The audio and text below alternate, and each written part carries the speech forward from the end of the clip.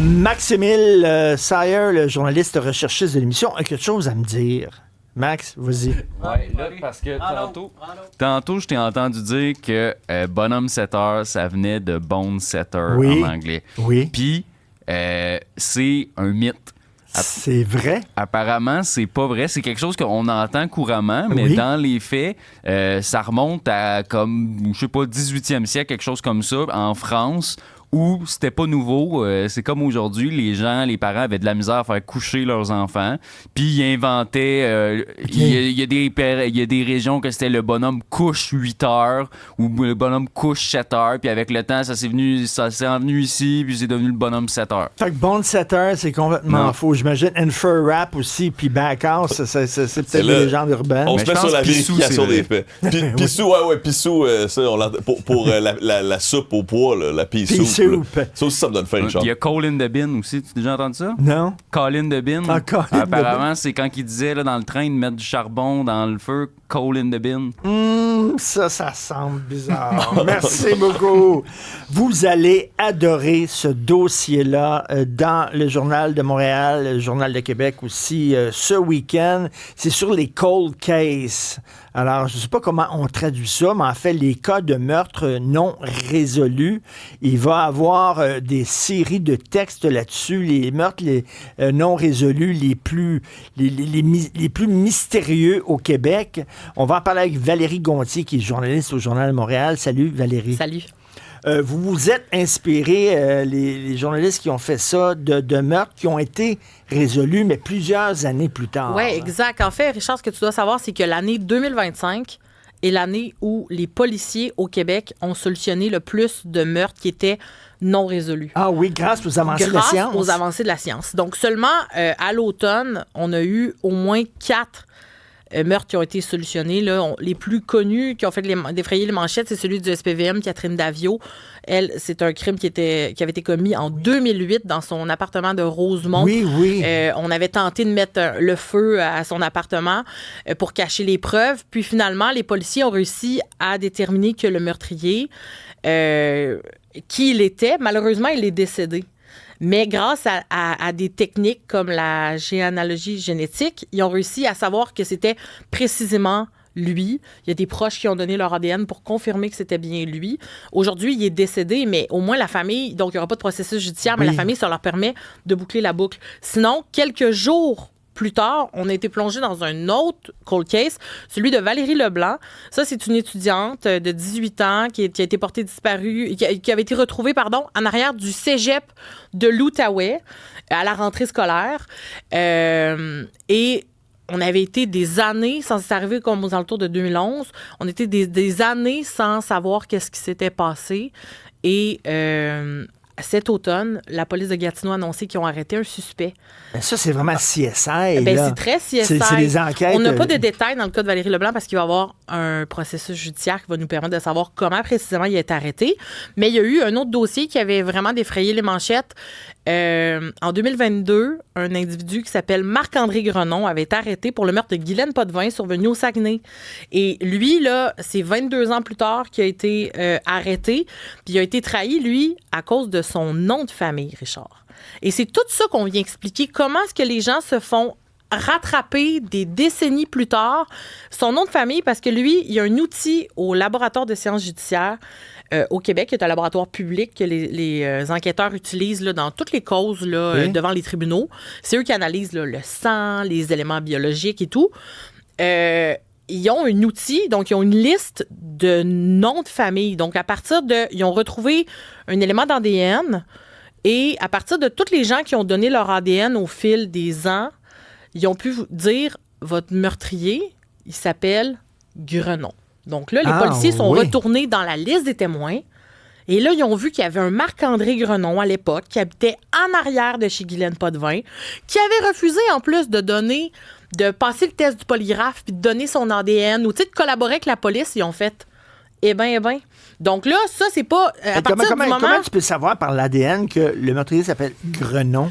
Bien, parce qu'au Québec, au Canada, qu'est-ce qu'on fait quand on enfante? On donne le nom de famille du papa dans la majorité des cas. Évidemment, il y a des exceptions, les cas d'adoption, les banques de sperme et tout.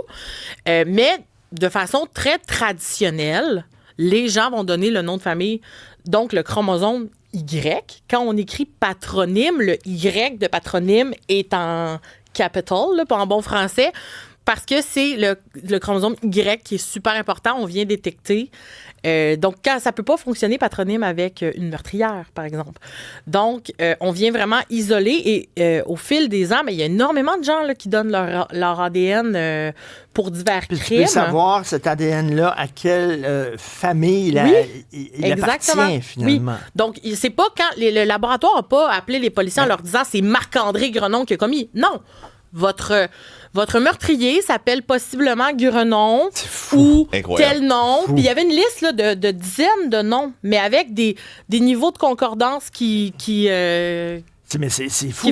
Mais Valérie, ce que je comprends pas, c'est comment 22 ans après, tu peux encore analyser de l'ADN sur des vêtements qui ont été retrouvés 22 ans plus tôt. Absolument.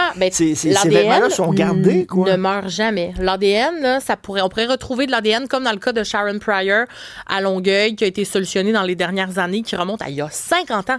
L'ADN avait été préservé. L'ADN avait été préservé, puis quand c'est préservé dans les bonnes conditions, c'est bon. Il n'y a pas de date de péremption comme un yogourt. Là, c'est vraiment, ça va être bon.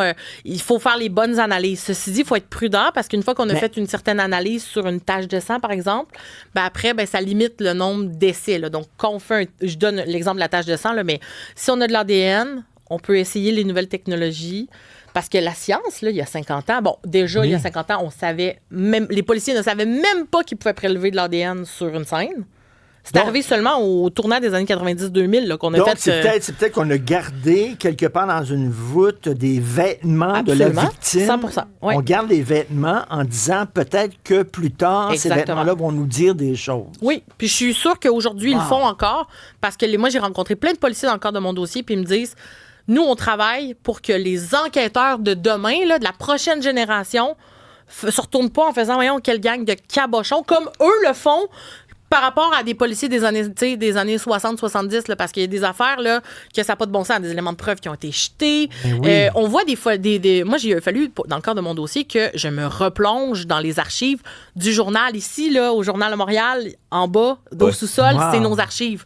Donc, on est allé dépoussiérer des dossiers, puis on a consulté les photos, puis tu vois, là, des enquêteurs en train de fumer avec un corps à terre, tu sais. Fait qu'évidemment que s'ils ont pris des mégots de cigarettes à côté du corps, il y a l'ADN de l'enquêteur à côté de ça, c'est ça. Fait que, mais c'était comme ça, c'était les protocoles, puis les enquêteurs d'aujourd'hui sont très comme...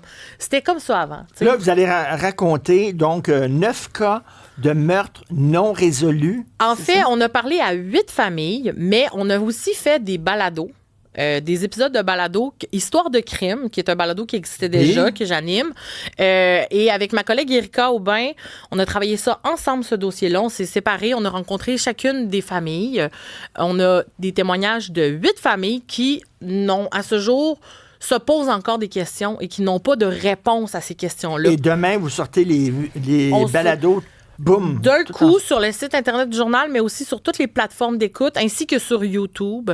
Ça va être disponible. Il va y avoir les 9 épisodes. Donc, si vous avez déjà des petits voyages, des petits déplacements, ou même dans le temps des fêtes, ça sera tout disponible à écouter. Le premier balado, là, c'est vraiment un peu ce que je viens de raconter. Là. Pourquoi on a fait le dossier? C'est quoi c'est quoi que ça change l'avancée de la science pour les policiers? Puis, tu sais, les policiers, en ce moment, là, ils nous disent... on en a solutionné un nombre record en 2025, mais vous avez rien vu, là. Ah oui, ça va continuer à s'améliorer. Ça va continuer. Ce que les policiers ont fait, là, les gens qui s'occupent des cold cases, ils se sont juste replongés, puis ils ont vérifié quel dossier devrait être priorisé, dans quel dossier on a de l'ADN, puis qu'on pourrait juste aller refaire des techniques. Là. Fred, tu avais une question? Non, mais j'étais juste fasciné en me disant aussi, peut-être que dans le futur, on va encore développer de la meilleure science encore. Donc, c'est exponentiel, tout ça. Là. C'est la pointe de l'iceberg. C'est ce que l'expert du labo nous explique. Il y a des grands fans de True Crime. Là. Est-ce qu'il y a des gens qui ils deviennent des détectives amateurs? Ils décident, les autres, de dire, moi, je vais le résoudre. Certainement. Puis, vous l'avez vu, là, toutes les plateformes d'émissions qu'on peut regarder là, débordent d'émissions style true crime. C'est fou, là. Il y a énormément de balados. Là, on est zéro original à faire un balado sur ça. Ceci dit, c'est du contenu qui est vraiment que moi j'estime de qualité parce que Erika et moi avons travaillé pendant des semaines là-dessus. On a des épisodes où on invite aussi des familles à venir nous parler. On a aussi une criminologue qui est enquêteur privé, qui est, elle, Sue Tayashi, qui, elle, est fascinée par les dossiers des années 70. Donc, on en parle, ça va être dans d'autres articles qui vont être diffusés la semaine prochaine. Les lecteurs du Journal de Montréal vont être contents là, parce qu'on a des reportages jusqu'à jeudi sur ce dossier-là qu'on décline. Donc, c'est vraiment un gros dossier. Puis... mais il y a des gens qui se mettent à dire... Mais il y a des gens, exactement. Il y a des gens, puis ça fait du bien aux familles parce que il y a des enquêteurs. Les enquêteurs, là, la SQ, là, il y a 800 dossiers de meurtres non résolus dans les cartons. Wow. SPVM, environ la même chose. Il y a des gens qui s'improvisent détectives en disant... oui, parce que les familles sont laissées à eux-mêmes, là, à elles-mêmes. Puis pensez-vous que les enquêteurs ont le temps de faire drink, bonjour, juste vous dire, il se passe pas grand-chose dans le dossier de votre mère, donc bye, tu sais. Oui. Ils n'ont pas le temps là, de faire ça. Donc, il y a des familles qui se tournent vers les enquêteurs bénévoles. Là. Il y a des regroupements d'enquêteurs privés qui vont aller faire des recherches, vont retourner parler à des témoins. Évidemment, ça peut être un petit caillou dans les souliers des vrais enquêteurs de police parce que il y a des raisons pour lesquelles les policiers ne sortent pas publiquement avec des informations. C'est parce que il y a un concept en enquête criminelle qui s'appelle le holdback. Le holdback, c'est l'information que seul le meurtrier et les enquêteurs connaissent. Par exemple, le nombre de coups de couteau ou l'arme du crime ou autres détails, là. Donc, il y a toutes sortes d'affaires que les enquêteurs ne veulent pas révéler, mais les enquêteurs privés à qui on a parlé, à ceux à qui on a parlé, sont professionnels et travaillent en collaboration avec les policiers. Dès qu'ils reçoivent une information, la partagent aux policiers. Très hâte de lire ça demain et surtout, je sais ce que je vais écouter dans le temps des fêtes. C'est tellement populaire. Pyjama. Il y en a qui vont se régaler vraiment. Histoire de crime, le balado du journal. Merci. À écouter, merci. Merci Valérie Gontier, merci. Salut.